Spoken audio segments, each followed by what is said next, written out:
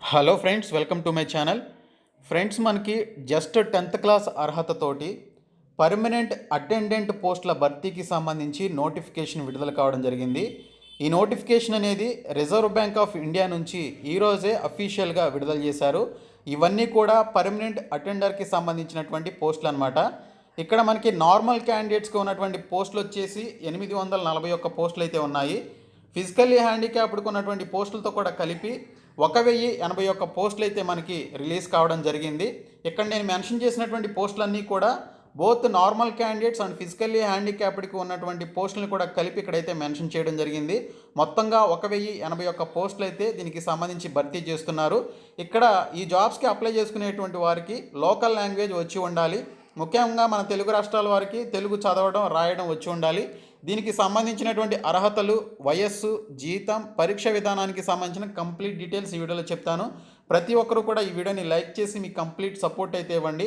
First time కనుక మన ఛానల్ని విజిట్ చేసిన వాళ్ళు ఉంటే ఖచ్చితంగా సబ్స్క్రైబ్ చేసుకొని దాని పక్కనే వచ్చే బెల్ సింబల్ని యాక్టివేట్ చేసుకోండి. ఫ్రెండ్స్, డీటెయిల్స్ చూసే ముందు మీలో ఎవరైతే ఏపీపీఎస్సీ అండ్ టీఎస్పీఎస్సీ ఎగ్జామ్స్కి ప్రిపేర్ అవుతున్నారో వారందరి కోసం అన్అకాడమీలో టాప్ ఎడ్యుకేటర్స్ తోటి బ్యాచ్ కోర్సెస్ అనేవి స్టార్ట్ చేయడం జరిగింది. ఇందులో గ్రూప్ 1, గ్రూప్ 2 అలాగే పోలీస్కి సంబంధించిన ఎస్ఐ అండ్ కానిస్టేబుల్కి సంబంధించి టెస్ట్ సిరీస్లు కూడా కండక్ట్ చేస్తున్నారు. ఎస్ఐ కానిస్టేబుల్ మారథాన్ అలాగే గ్రూప్ 2కి సంబంధించినటువంటి మారథాన్ అనేవి స్టార్ట్ చేయడం జరిగింది. దీనితో పాటు ఫ్రీ క్లాసెస్కి సంబంధించినటువంటి క్లాస్ యొక్క వీడియోస్ని కూడా మీరు BSK10 అనేటువంటి కోడ్ని యూజ్ చేసి వీటిని అన్లాక్ చేసుకుని క్లాసెస్ అయితే చూడొచ్చు. డిస్క్రిప్షన్లో ఫ్రీ క్లాసెస్ లింక్స్ ఉన్నాయి, చూడండి. అలాగే డైలీ T20 సిరీస్లో కూడా పార్టిసిపేట్ చేసి మీరు విన్నర్స్గా నిలిచినట్లయితే అమెజాన్ వౌచర్స్ని మీకు ఇవ్వడం జరుగుతుంది. అలాగే మీరు ప్లస్ సబ్స్క్రిప్షన్ తీసుకోవడం ద్వారా మీకు కంప్లీట్ సిలబస్ అయితే చెప్తారు. ప్రాక్టీస్ టెస్ట్లు ఉంటాయి, అన్లిమిటెడ్ PDF మెటీరియల్స్ ఉంటాయి, డౌట్ క్లియరింగ్ సెషన్స్ అనేవి టాప్ ఎడ్యుకేటర్స్ తోటి ప్రొవైడ్ చేయడం జరుగుతుంది. BSK10 అనేటువంటి కోడ్ని యూజ్ చేసి మీరు దీనికి సంబంధించినటువంటి సబ్స్క్రిప్షన్ అనేది తీసుకొని ఈ యొక్క క్లాసెస్లో జాయిన్ అవ్వండి. Friends, reserve bank of India నుంచి ఆఫీస్ అటెండెంట్స్కి సంబంధించినటువంటి రిక్రూట్మెంట్ యొక్క డీటెయిల్స్ అనేవి అఫీషియల్ సైట్లో మెన్షన్ చేశారు. ఇక్కడ చూసుకున్నట్లయితే recruitment for the post of office అటెండెంట్స్కి సంబంధించినటువంటి లింక్ అయితే ఇక్కడ యాక్టివేట్ కావడం జరిగింది. ఈ లింక్పై క్లిక్ చేస్తే మనకి నోటిఫికేషన్ అనేది ఓపెన్ కావడం జరుగుతుంది. ఫ్రెండ్స్, ఈ యొక్క ఆఫీస్ అటెండెంట్స్కి సంబంధించి మొత్తం 841 వేకెన్సీస్ అనేవి ఉన్నాయి. ఈ యొక్క 841 వేకెన్సీస్ అనేవి నార్మల్ క్యాండిడేట్స్కి సంబంధించినవి అనమాట. మిగిలినటువంటి వేకెన్సీస్ అనేవి మనకి ఎవరైతే ఫిజికల్లీ హ్యాండిక్యాప్డ్ ఉన్నారో వారికి ఉన్నటువంటి వేకెన్సీస్ని కూడా కలుపుకొని ఇక్కడ మనకి టోటల్గా 1081 వేకెన్సీస్ అయితే ఇక్కడ మనకి విడుదల చేయడం జరిగింది. ఇవన్నీ కూడా మొత్తం ఫిజికల్లీ హ్యాండిక్యాప్డ్ కోసం ఉంచినటువంటి వేకెన్సీస్ అనమాట. వీరికి మోర్ దాన్ 200+ వేకెన్సీస్ అయితే ఉన్నాయి. సో ఇక్కడ చూసుకున్నట్లయితే నార్మల్ క్యాండిడేట్స్ ఎవరైతే ఉన్నారో వారికి 841 వేకెన్సీస్ ఉన్నాయి. అందులో జనరల్ క్యాండిడేట్స్కి 454, ఈడబ్ల్యూఎస్ క్యాండిడేట్స్కి 76, ఓబీసీ వాళ్ళకి 211, ఎస్టీ క్యాండిడేట్స్కి 75, ఎస్సీ క్యాండిడేట్స్కి 25 వేకెన్సీస్ అయితే ఉన్నాయి. మొత్తంగా 841 వేకెన్సీస్ అనేవి ఈ యొక్క నార్మల్ క్యాండిడేట్స్కి ఉన్నాయి. ఇంకా ఫిజికల్లీ హ్యాండిక్యాప్డ్కి వచ్చేసి ఫిజికల్లీ హ్యాండిక్యాప్డ్లో విజువల్లీ ఇంపేర్డ్ అంటే విజువల్ హ్యాండిక్యాప్డ్ ఎవరైతే ఉంటారో వారికి 8 వేకెన్సీస్, హియరింగ్ హ్యాండిక్యాప్డ్కి 9, ఆర్థోపెడికల్లీ హ్యాండిక్యాప్డ్కి 9 ఉన్నాయి. ఇంకా 4th కేటగిరీ కూడా ఫిజికల్లీ హ్యాండిక్యాప్డ్ కింద వస్తుందని చెప్పేసి మనకి నోటిఫికేషన్లో మెన్షన్ చేశారు. వీరికి 8 వేకెన్సీస్ ఉన్నాయి. ఇంకా ఎక్స్ సర్వీస్ మెన్కి సంబంధించి EX1 అండ్ EX2 అని చెప్పేసి ఇచ్చారు. ఇక్కడ వారికి 38 అండ్ 168 కింద ఈ విధంగా వేకెన్సీస్ అయితే ఉన్నాయి. మొత్తంగా 1081 వేకెన్సీస్ అయితే ఈ యొక్క RRB ద్వారా ఆఫీస్ అటెండెంట్స్కి సంబంధించి రిలీజ్ చేయడం జరిగింది. వీటికి సంబంధించిన ఇంపార్టెంట్ డేట్స్ చూసుకున్నట్లయితే దీనికి సంబంధించి మీరు ఆన్లైన్లో అప్లికేషన్స్ అనేవి పెట్టుకోవాలి. ఫిబ్రవరి 24వ తేదీ నుంచి మార్చి 15వ తేదీలోపు ఆన్లైన్లో అప్లికేషన్స్ పెట్టుకోవాలి. దీనికి సంబంధించి ఒక రిటర్న్ ఎగ్జామినేషన్ ఉంటుంది. ఈ రిటర్న్ ఎగ్జామినేషన్ అనేది ఆన్లైన్లో కండక్ట్ చేస్తారు. ఏప్రిల్ 9 అలాగే ఏప్రిల్ 10వ తేదీల్లో రిటర్న్ ఎగ్జామినేషన్ ఉంటుందని చెప్పేసి ఇక్కడ మనకి డేట్స్ అయితే ఇవ్వడం జరిగింది.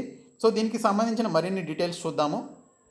ఈ రిక్రూట్మెంట్కి సంబంధించి అప్లై చేసుకోవాలి అనుకుంటే ఆ పర్టికులర్ క్యాండిడేట్స్కి ఏజ్ లిమిట్ అనేది ఇవ్వడం జరిగింది.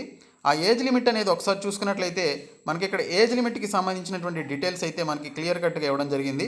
18 నుంచి 25 సంవత్సరాల వయసు కలిగినటువంటి వాళ్ళు ఈ జాబ్స్కి అప్లై చేసుకోవచ్చు అని చెప్పేసి మెన్షన్ చేశారు.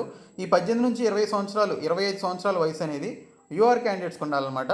సో మిగిలినటువంటి ఎస్సీ ఎస్టీ క్యాండిడేట్స్కి 5 ఇయర్స్ ఏజ్ రిలాక్సేషన్ అయితే ఇచ్చారు. అంటే వారికి 30 ఇయర్స్ ఏజ్ ఉన్నటువంటి వాళ్ళు కూడా అప్లై చేసుకోవచ్చు. ఓబీసీ వాళ్ళకి 3 ఇయర్స్ ఏజ్ రిలాక్సేషన్ ఇచ్చారు. అంటే వారికి 28 ఇయర్స్ ఉన్నా కూడా అప్లై చేసుకోవచ్చు అని చెప్పేసి దీని ద్వారా అయితే తెలుస్తుంది. ఇంకా ఫిజికల్లీ హ్యాండిక్యాప్డ్ ఎవరైతే ఉన్నారో వారికి ఇక్కడ 10 ఇయర్స్ అలాగే 13 ఇయర్స్ 15 ఇయర్స్ అని చెప్పేసి ఆ పర్టికులర్ కేటగిరీస్లో ఉన్నటువంటి ఫిజికల్లీ హ్యాండిక్యాప్డ్కి ఈ విధంగా ఏజ్ రిలాక్సేషన్ అయితే ఇవ్వడం జరిగింది. ఎక్స్ సర్వీస్ మ్యాన్కి 3 ఇయర్స్ ఏజ్ రిలాక్సేషన్ అయితే ఇవ్వడం జరిగింది. వారికి మ్యాక్సిమం 50 ఇయర్స్ ఉన్నటువంటి వాళ్ళు అప్లై చేసుకోవచ్చు. ఓకే, సో వీరికి స్పెషల్గా ఉంటుందన్నమాట. తర్వాత చూసుకున్నట్లయితే ఎడ్యుకేషనల్ క్వాలిఫికేషన్స్ విషయానికి వస్తే a candidate should have passed 10th class అని చెప్పేసి ఇక్కడ క్లియర్గా మెన్షన్ చేశారు. ఎస్ఎస్సి ఆర్ మెట్రికులేషన్ అన్నారు. సో రెండు కూడా సేమ్ అనమాట. సో 10th క్లాస్ పాస్ అయినటువంటి అభ్యర్థులు అందరూ కూడా దీనికి సంబంధించినటువంటి జాబ్స్కి అప్లై చేసుకోవచ్చు అని చెప్పేసి ఇక్కడైతే క్లియర్గా మెన్షన్ చేశారు. అయితే the candidate should be an under graduate as on the date of 1/2/2021. Graduates and candidates possessing higher qualification and are not eligible to apply అని చెప్పేసి మెన్షన్ చేశారు. అంటే డిగ్రీ లేదా అంతకంటే ఎక్కువ చదివినటువంటి హయ్యర్ క్వాలిఫికేషన్స్ ఉన్నటువంటి వాళ్ళు ఈ జాబ్స్కి అప్లై చేయడానికి వీల్లేదు. ఓన్లీ 10th క్లాస్ పాస్ అయినటువంటి అభ్యర్థులు ఈ జాబ్స్కి అప్లై చేసుకోవచ్చు, లేదా 10+2 పాస్ అయినటువంటి అభ్యర్థులు ఈ జాబ్స్కి అయితే అప్లై చేసుకోవచ్చు అని చెప్పేసి ఇక్కడ క్లియర్ కట్గా ఇవ్వడం జరిగింది. ఇక్కడ చూసుకున్నట్లయితే candidates applying to recruiting office should be proficient in the language that is known to read, right, speak and understand the language అని చెప్పేసి మెన్షన్ చేశారు.